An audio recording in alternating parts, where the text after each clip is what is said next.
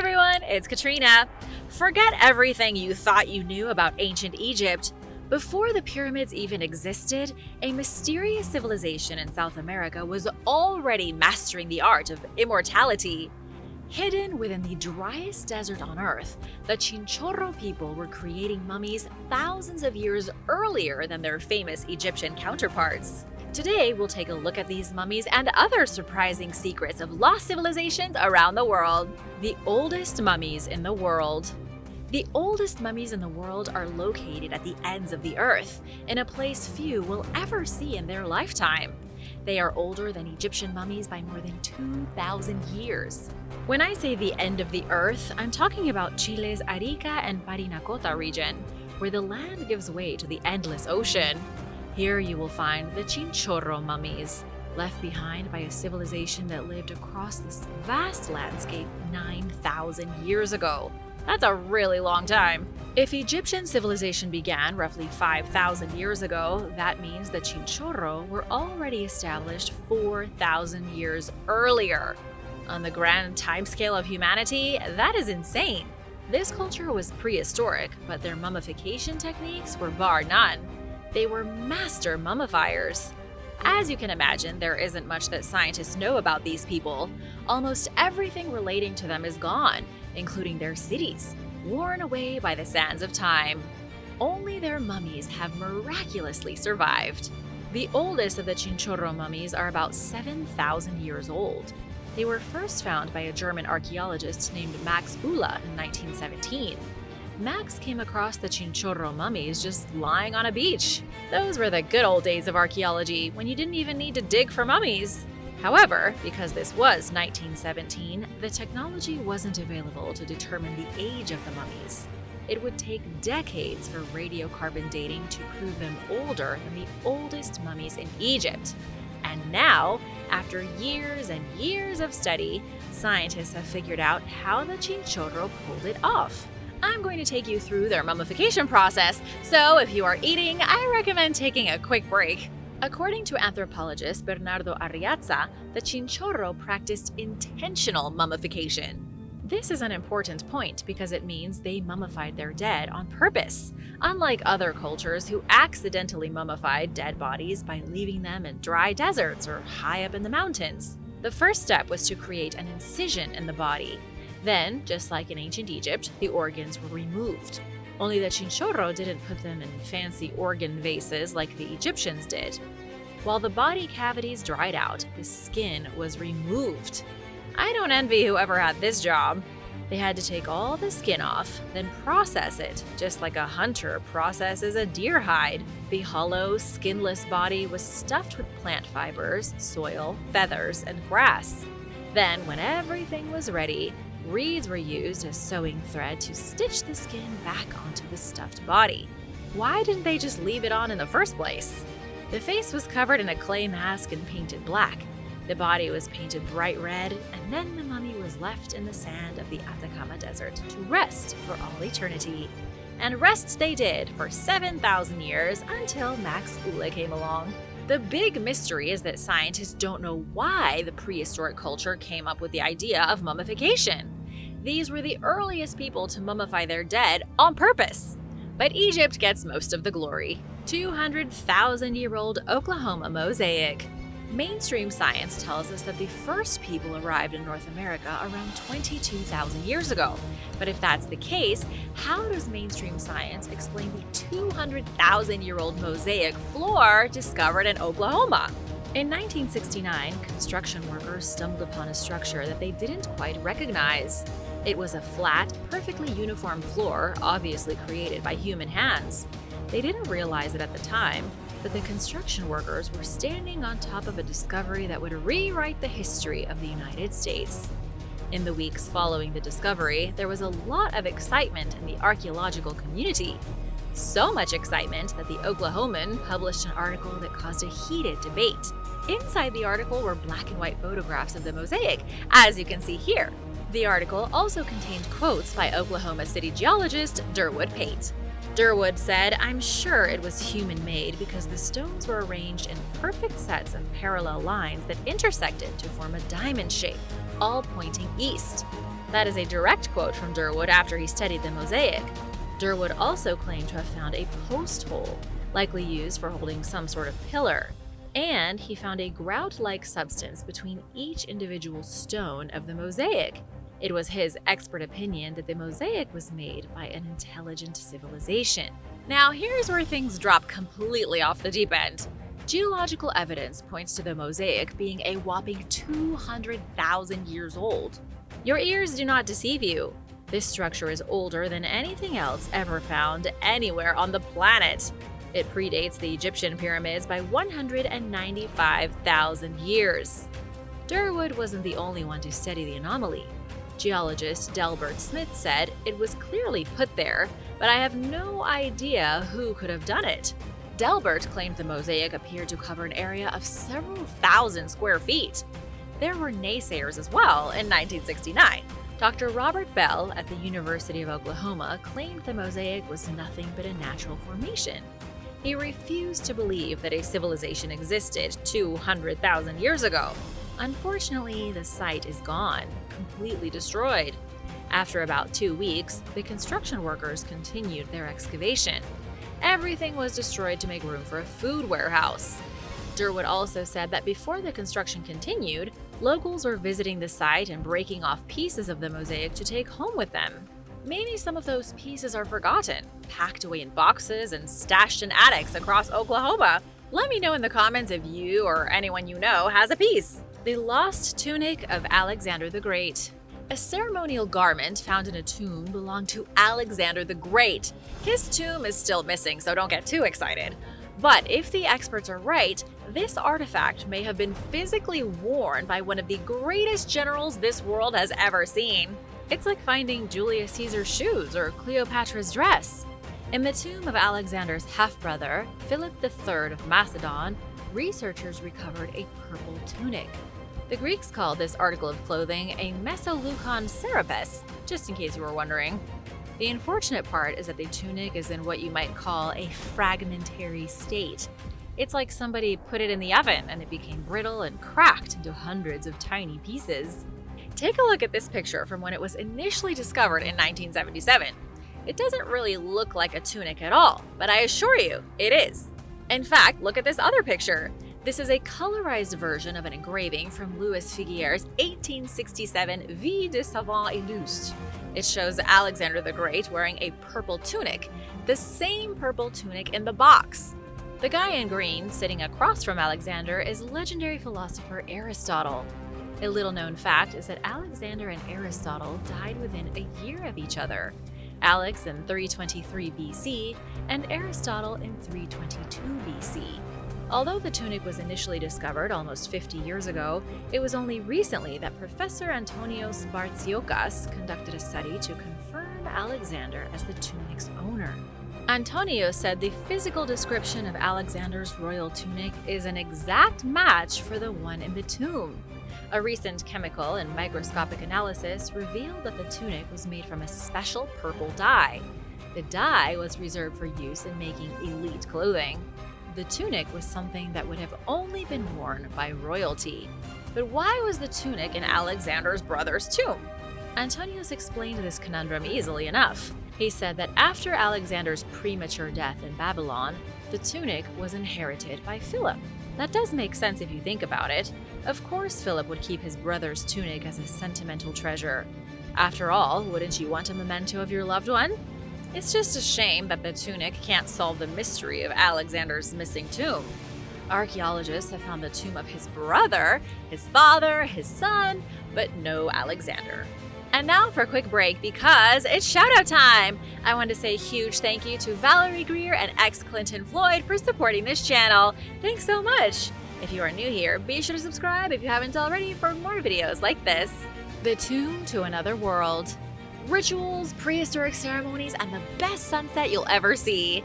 These things can all be found in one of the most famous prehistoric sites in Scotland. It's a place so far off the beaten path that if you ever visit, you'll most likely have it all to yourself. The archaeological site I speak of is in the Maze Howe Tomb, located in Orkney. The Orkney Islands are 10 miles off the coast of Scotland, far beyond the Highlands. The region is home to places like Skara Brae, a village built by Neolithic humans, and the magical stone circle of the Ring of Brodgar. There was a lot going on here in ancient times. As you approach the 5,000-year-old burial mound, you won't be particularly impressed. The Maze Hau tomb looks like an ordinary green hill from a distance, but it's not natural in the slightest. It's what's underneath the hill that draws modern pagans to the ancient place every year on the winter solstice. Through a small entrance, you enter a feat of engineering that shouldn't have been possible 5 millennia ago. Prehistoric builders constructed a monumental tomb aligned perfectly with the setting sun on December 21st, each and every year. As the last sun rays start to vanish at about 3:15 on the 21st, a narrow shaft of light moves down the open passageway of the tomb. Within moments, the passage is filled with an impossibly brilliant golden light. The light illuminates everything inside and focuses at the back to form a glowing doorway of pure brightness.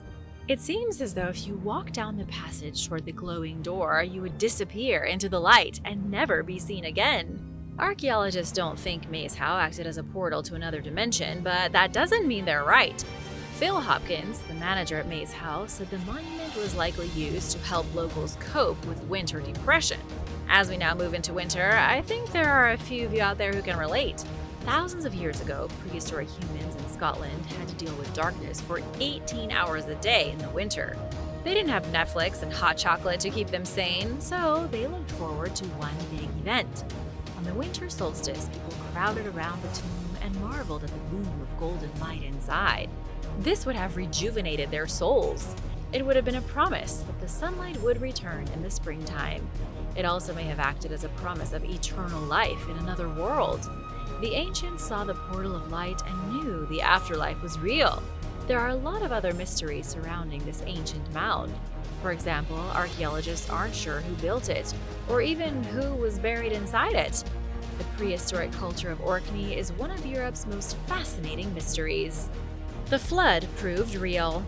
For 150 years, scientists have missed one very important aspect on an ancient Babylonian map of the world. Nobody realized that the map, which is considered the oldest world map ever made, has a reference to the biblical flood on it. The Bible copied their legendary fable of Noah, his ark, and all of his animals. They plagiarized the whole thing, changing a few names around to make it their own. But the authors of the Bible didn't copy the story maliciously. It might be that they were simply retelling the details of a real event that shook the earth. In 1882, archaeologists in the ancient Babylonian city of Sippar unearthed a clay tablet. It was one of the biggest discoveries that has ever been made, though it has never got much publicity. The tablet isn't very big, and for a long time, nobody even knew what it was. The clay is etched in cuneiform script, which isn't the easiest to translate. Dr. Irving Finkel, a curator at the British Museum, has been working hard to decipher the text on the tablet. He believes it to be the oldest surviving world map. The map shows Babylon, a few other cities, and the Euphrates River, all encircled by a water boundary labeled Bitter River. Bitter River likely means the ocean. This map depicts the entire world as it was known to the Babylonians 3,000 years ago. It even shows lands beyond the known world, filled with magic. The lands were home to trees that grew giant jewels, monstrous birds, and inhuman inhabitants. On the back of the clay tablet is a massive block of text describing all of these strange and mystical lands. Irving Finkel recently deciphered a few lines of text describing a gigantic vessel known as a Persiktu. This is amazing because the only other references to a Persiktu are on other Babylonian tablets detailing the flood myth. The Persiktu was the Ark. In the Babylonian version of the story, Noah is replaced by a man named Utnapishtim. They may have different names, but their stories are basically the same. Noah and Utnapishtim both save all of the animals of the world from the devastating flood. They even land in the same place. The Ark lands on Mount Ararat and the Persiktu lands on Mount Urartu. Most scholars think these mountains are one and the same. There is a second Sphinx. In ancient Egypt, sphinxes typically traveled in pairs. Two sphinxes could be found in front of tombs, outside important buildings, and guarding gateways. So let me ask you, why is there only one sphinx at the pyramids of Giza? It's because one of them is missing. Archaeologist Michael Poe is convinced there used to be two sphinxes standing before the Egyptian pyramids. There is evidence that points to both original sphinxes being built prior to the pyramids. They may have come from an earlier and more advanced culture. This is a huge bombshell. The revelation has the potential to change history books, so take a breath if you need to. Things are only going to get crazier. Starting with our friend Khafre, the son of Pharaoh Khufu. Khufu was the one who built the Great Pyramid of Giza as his final resting place. His son Khafre built the second tallest pyramid at Giza. Khafre was also the one who supposedly had his face carved onto the Sphinx. A huge controversy surrounds the dating of the Sphinx. Many scholars claim it was built by Khafre around 2570 BC to guard the procession route to his pyramid. However, there are unusual ancient accounts that dispute this theory. One account claims that Khafre discovered the Sphinx buried in the desert. It already had a face of its own, but Khafre destroyed it. He modified the Sphinx to bear his own face. In the same source, which is an ancient and fragmented papyrus, it's claimed that there were originally two Sphinxes. The other one was on the opposite side of the Nile. Amazingly, there are other accounts from Greek, Roman, and Muslim travelers describing this second Sphinx at Giza. I can even give you some names like Al-Idrisi, Ibn Battuta, and Nasir-i Khosrau. They all mention a second Sphinx in their writings, which was allegedly destroyed around the year 1000. So who destroyed the other Sphinx? And why don't we talk about this more? These are questions I can't answer. Sadly, the opposite side of the Nile, across from the pyramids, is a dense urban jungle, so there is little chance of the other Sphinx ever being found. It's buried under towering concrete skyscrapers now. Ragnarok was the real apocalypse. What if the apocalypse already happened 1500 years ago? According to a new paper published in the Journal of Archaeological Science Reports, Ragnarok was the real deal. The Viking apocalypse nearly wiped out everyone in Denmark. In the old Norse sagas, everything ends at Ragnarok. A series of terrifying events lead to a final battle, sort of like the one fought at Armageddon in the Bible's version of the end of days. Thor, Odin, Heimdall, Loki, all your favorite Viking deities are destroyed and the world burns. I don't mean to get all Old Testament here, but that's Ragnarok. In Norse mythology, Ragnarok is the death of the gods and the incineration of the world, followed by a global flood. Then, once the planet has been cleansed, a new world rises from the ashes. The parallels between the old Norse sagas and the Bible are kind of shocking. The Ragnarok saga says that after the flood destroys the world, it will be repopulated by two human survivors. The Bible has Adam and Eve. The Vikings had Lif and Lifthrasir. Scientists have found evidence for the real Ragnarok, but it didn't originate in Scandinavia with the Norse. It started in America. In the middle of the 6th century AD, two volcanic eruptions occurred in North America. These volcanoes released such massive amounts of ash and sulfur dioxide that it was swept into the atmosphere and carried away on the wind. The unstoppable mass of ash made it to the northern hemisphere, where it blocked out the sun and caused the climate to drastically change. It was instant winter, and things did not go well for those affected. There are accounts of this happening all over the world. In China, chroniclers wrote that the sun shone pale and cold as the moon. How would you like to live in a world of permanent winter? Some of you might not mind, but listen to this. Along with the pale moon came crop failure. In China, the food suddenly ran out. Without the sun in the sky to grow crops, there wasn't much to eat. Scientists at the National Museum in Denmark wanted more than just written accounts. They turned to trees for an explanation. By cutting open trees and studying their cores, they were able to pinpoint 3 specific years in which trees suffered slow, hampered growth. The years 539, 540, and 541 AD. These were the years of Ragnarok. The archaeological record for those 3 years shows an increase in buried treasure. It looks as though people across Denmark buried their valuables as ceremonial offerings. They were trying to beseech the gods to give them back the sun. In the myth of Ragnarok, before the apocalypse is Fimbulwinter. Just before everything gets crazy, eternal winter falls upon the land.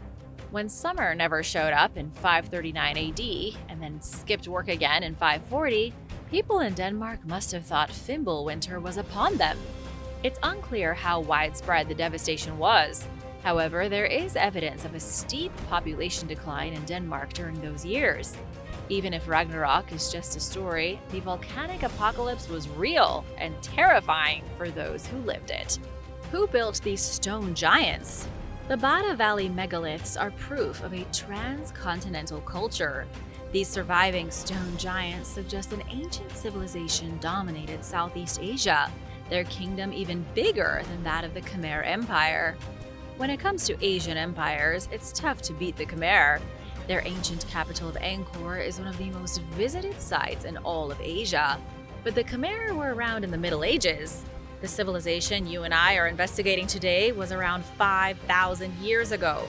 In 1908, explorers in the Bada Valley of Indonesia came across statues larger than life. Now, almost 120 years later, the megaliths of the valley still haven't all been formally cataloged.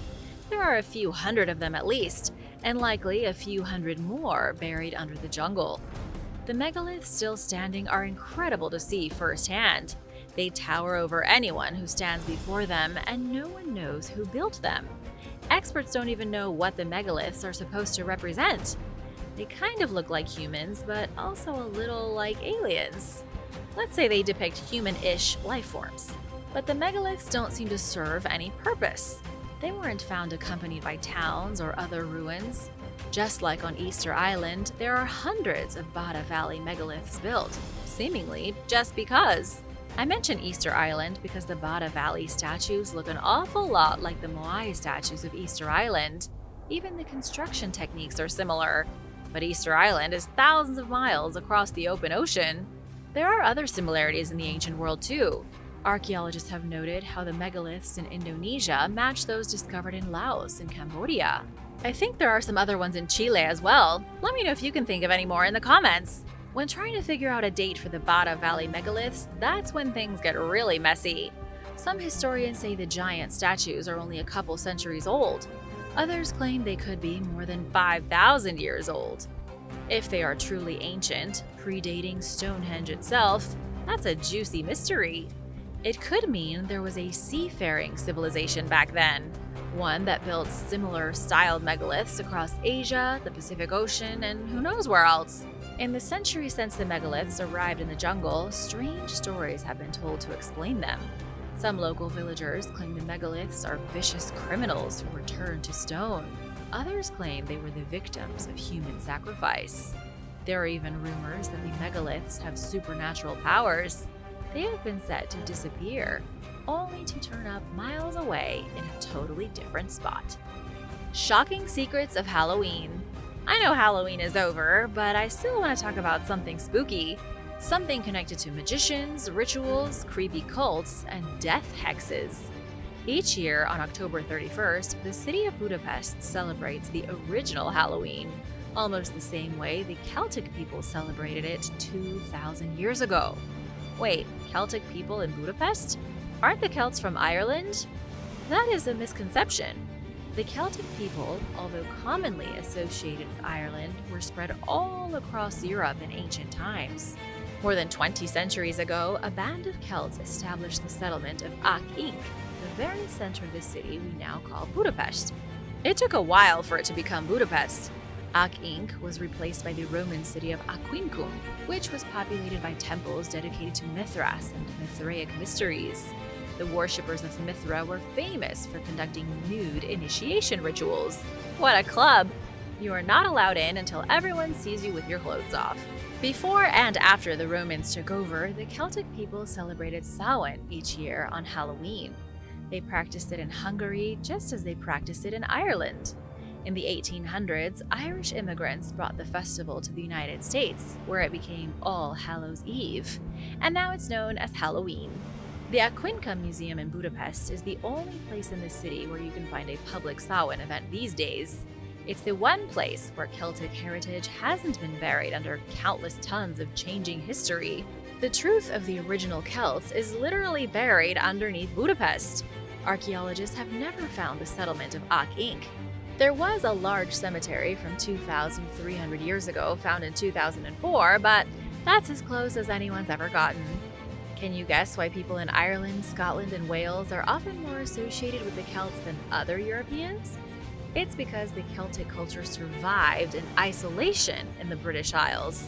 The Celts of Hungary dissolved as they intermingled with other populations. In Ireland, people see themselves as the direct descendants of the Celts. It's why Samhain is so popular there, but only recently became a thing again in Hungary after being gone since the Middle Ages. Secrets of jungle civilizations. The extent of civilization in the Maya lowlands far exceeds anything archaeologists had imagined. Pyramids, plazas, massive cities, secret water reservoirs, all these features and more are being found hidden in the Mexican jungle. When I tell you how many structures have been found, you're going to be shocked. According to professors at Tulane University, researchers found 6,700 structures in the jungle near Campeche. 6,700 is a lot. The Maya civilization was much denser than anyone thought. One of the most impressive structures was an actual city. Researchers identified a metropolis from 1,500 years ago. The city's name is Valeriana, and it was home to a ball court and temple pyramids.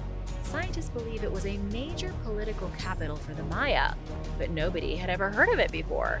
That's because the jungle ate it. Some of these ancient structures were found by archaeologists wading through swamps and remote forests. The rest were found using LiDAR technology. LiDAR is something I've talked about extensively on the channel. It's a truly awesome technology for archaeologists. Light detection and ranging is used to scan jungle areas, creating a 3D map of the surface beneath the trees. It's like X-ray vision for the jungle, exposing structures that no human eye has seen in millennia. Scientists are only now starting to put together the full scope of Maya civilization. Up until recently, archaeologists primarily studied areas already known to contain ancient ruins. With the help of laser scans, it is now clear that almost every square inch of the jungle was covered in Maya structures. The dense jungle of Campeche, 1,500 years ago, wasn't as thick as it is now. It was a densely populated urban landscape. The Maya engineered the forest to suit their needs. Then, when their civilization collapsed, the jungle reclaimed everything. Scientists are going to be spending decades rebuilding the Maya.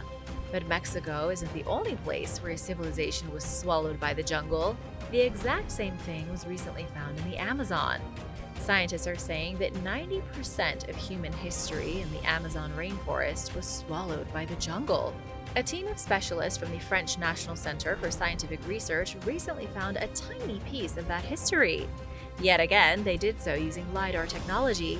Scientists scanned the jungle and found a city in Ecuador from 2,500 years ago. Just like the new discovery in Mexico, scientists found evidence that the Ecuadorian jungle is different today than it was in 500 BC. The team says that up to 100,000 people were living in the area. That is a ton of people. So many people would have cut down a significant portion of the jungle to make it habitable. Researcher Antoine Dorison told the BBC that the way we see Amazonian cultures is changing. Amazonians did not live in small groups of partially naked people in thatch huts. They dwelled in complex urban societies, the same as you would find in Greece or Egypt or Mesopotamia. The question is where these people went. The Amazonian civilization disappeared around 600 AD. Whatever happened to them, it didn't have anything to do with the Spanish. They wouldn't arrive for almost another 1,000 years. Thanks for watching. Be sure to stay tuned for extra content you might have missed. The green rock at Hattusa. In Sorum, a seemingly unexciting town in modern-day Turkey, are the ruins of Hattusa, the imperial capital of the mysterious Hittite civilization. They suddenly disintegrated around 1180 BC, after centuries of wielding power over a swath of land stretching from Syria to the Dardanelles in northwestern Turkey. The Hittites left behind palaces, temples, and other artifacts testifying to the empire's former glory, but many of these structures are in ruins, and researchers admittedly know very little about the society. Much of what scholars know about the Hittites was gleaned from the ruins at Hattusa, which consist of a royal palace, 31 temples, numerous gates, and dozens of hidden tunnels and passageways. As impressive as the city's architecture is, many tourists are lured to the site by a large, shiny green rock, which sits at the Great Temple in the lower portion of the once thriving metropolis. It's likely made from serpentinite, or nephrite, or jade, which are not uncommon throughout the region, but it's not the material that stumps the experts.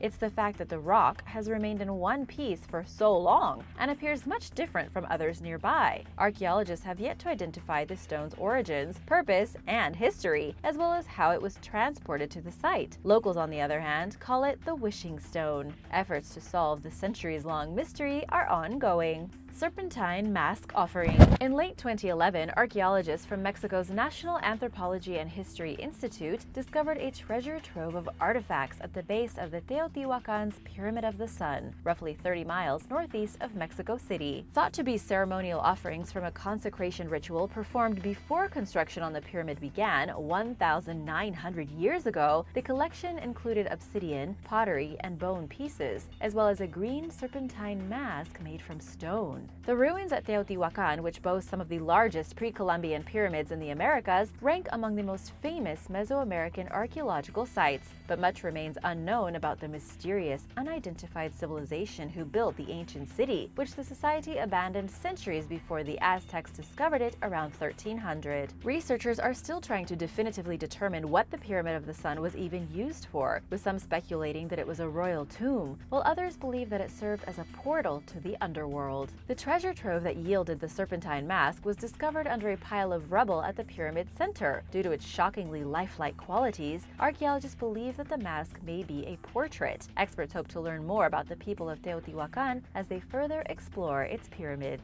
Underwater burial. In early 2011, archaeologists got quite the surprise when they uncovered the remains of numerous Mesolithic people underwater dating back 8,000 years. A team of researchers from Stockholm University and the Cultural Heritage Foundation discovered this underwater grave site in what is now southern Sweden, near an archaeological site called Kanak Jordan. They had been searching the site for several years, but all they had found were animal bones, until this. Their findings, which were published in 2018 in the journal Antiquity, explained that all the remains were skulls, minus one infant. At least 2 skulls bore evidence of a stake or a pole having been driven through them at the base at one time, and all the adult skulls were missing their jaw bones. Even more strangely, the 11 adult skulls all contained signs of trauma, particularly of being struck in the head multiple times, with men being hit on the top or the front of the head and women sustaining injuries from behind. With only skulls to work with, it was impossible for experts to determine what caused the individual's deaths, but the injuries in this case did not seem life-threatening. Strangely enough, people during the Mesolithic era were hunter-gatherers and were not known for being violent. In fact, the civilization was not known for engaging in any gruesome burial customs whatsoever. They stuck to simple and respectful forms of parting with the deceased. Skulls on posts were not what they were expecting to find. So what were these people doing here, and who were they? 8,000 years ago, this burial site would have been at the bottom of a shallow lake covered with tightly packed stones. The guess is that these hunter-gatherers drove stakes through skulls as a way of scaring off enemies, rather than as a burial ritual. Virtually everything about the burial and its bizarre circumstances remains a mystery. It is possible these people were transported here, but the watery location of the remains was also odd for the ancient society who had laid the individuals to rest, or something. They probably didn't get that much rest. African Ghost Tribe. Back in the Stone Age, 4 children were buried before their time. However, these children have revealed many secrets about the people who lived in Cameroon, Africa thousands of years ago. In a study published in January in the online journal Nature, researchers described finding 18 human burials and countless artifacts at the Shumlaka rock shelter in the grasslands of modern-day Cameroon. With its use dating back at least 30,000 years, Shumlaka is one of the earliest known settlements in what's believed to be the homeland of today's Bantu-speaking tribes. Yet a DNA analysis of the remains of 4 children found at the site showed that its early inhabitants are not related to modern Bantu-speaking cultures.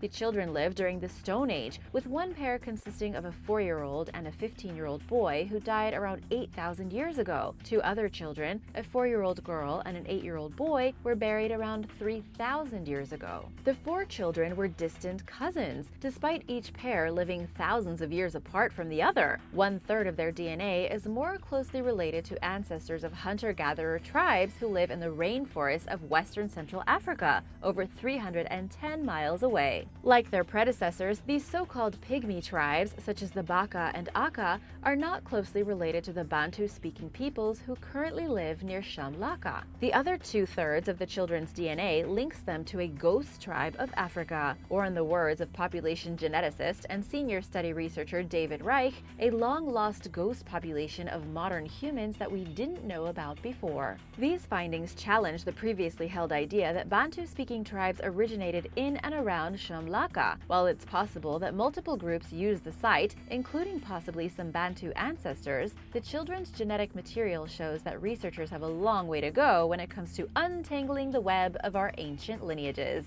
Strange stone sculptures. Researchers spent decades debating over the origins of a series of strange stone statues known as the Lazario Collection, or the Library of Aguaybana. Discovered by a monk named Jose Maria Nazario in Puerto Rico during the 19th century, the figurines vary in shape and size, with some resembling humans, and many are marked with symbols that have never been observed in other ancient art. Perplexed scientists theorize that the markings may constitute an unknown writing system of a pre-Columbian civilization. Meanwhile, others took the bizarre nature of the sculptures as evidence that they were possibly created by members of the 10 lost tribes of Israel. Many speculated that the artifacts were a hoax, based on Nazario's seemingly fantastical story about how he found the figurines at the direction of a dying elderly woman, who supposedly summoned him to her hut in the mountains and told him where to look for them. With no known similar artifacts to compare them to, proving or disproving the statue's authenticity was especially complicated. Eventually, researchers more or less gave up trying.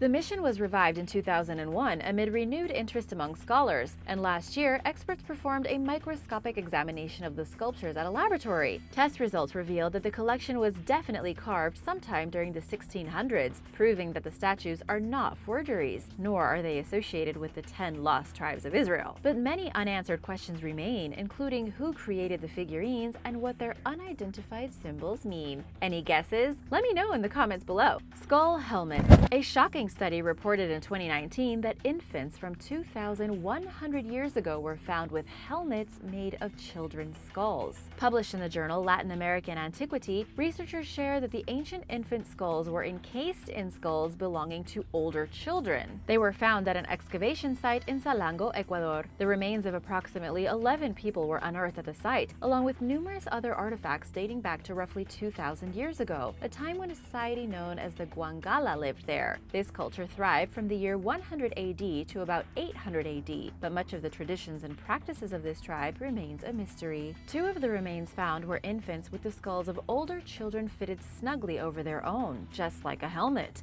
Researchers do not know if the children were related or why these skulls were used as helmets for the infants. It is the only known instance of infant remains being fitted with skull helmets like this as part of a burial ceremony. They noted that many early South American cultures regarded the human head as a powerful symbol, pointing toward one possible explanation for the discovery. The Guangala are famous for their pottery that has realistic portrayals of human faces. Perhaps this burial practice or tradition was somehow related to a nearby active volcano or some sort of ritual to appease the gods. Amputation cave art. Numerous Paleolithic rock art sites throughout Europe feature images of hands that are missing fingers, leading researchers to try figuring out why. For a long time, prevailing theories argued that the images represent represented hand signals or a counting system. But in a 2018 paper published in the Journal of Paleolithic Archaeology, a trio of researchers suggested an alternative explanation, that the hands with missing fingers were painted by people who engaged in ritualistic amputation practices. In other words, people with missing fingers created these images. But why were so many people missing fingers? It certainly wasn't frostbite, since much of the artwork was found in regions where freezing temperatures are rare. The researchers examined Stone Age hand imprints from all over the world, as well as ethnographic information on the topic, and identified 121 societies that practiced as many as 10 distinct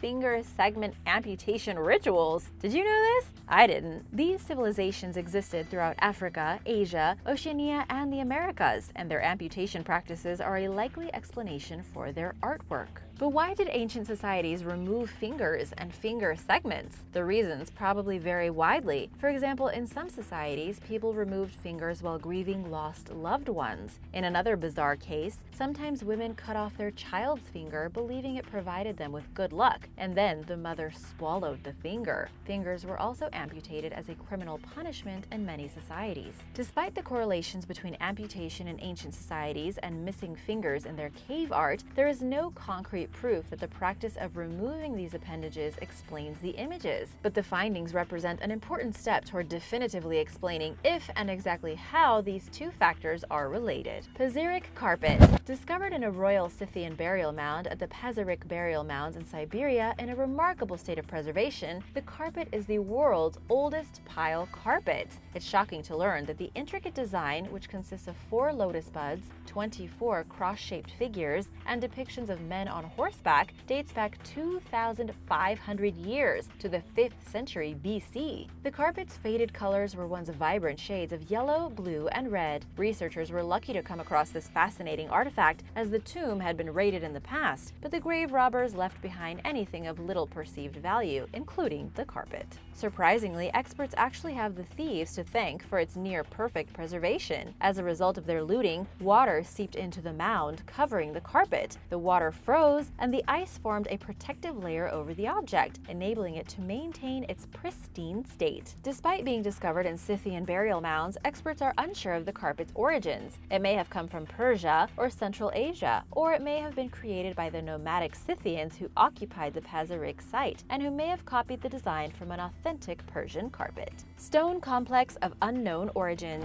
In a study published in late 2016, archaeologists reported the discovery of a massive 1,500-year-old stone complex of unknown origins along the eastern shore of the Caspian Sea in what is now Kazakhstan. Occupying a vast area totaling around 300 acres, the stone structures vary in size, with the smallest measuring 13 by 13 feet and the largest measuring 112 by 79 feet. Some of them vaguely resemble the boulders at Stonehenge. In the words of the archaeologists, the structures are made of stone slabs inserted vertically into the ground. There are carvings of weapons and creatures on some of the stones. Included among the ruins were the remains of an ancient saddle partially made from silver and featuring images of deer, wild boar, and other animals. Due to the region's struggling economy, excavations and research have been slow going, and archaeologists can only theorize regarding who built the complex and the artifacts within it. Designs on the saddle suggest that it was made during the Roman Empire's collapse, also a time when a group called the Huns were migrating across Europe and Asia. And while all signs point toward the Huns having possibly built the site, further exploration is required. Oldest rock art in North America. A 2013 study analyzing a series of petroglyphs at the now dried up Winnemucca Lake in Nevada, roughly 35 miles northeast of Reno, determined that they constitute the oldest known rock art in North America. Published in the Journal of Archaeological Science, the report describes the shapes of the limestone carvings as lines,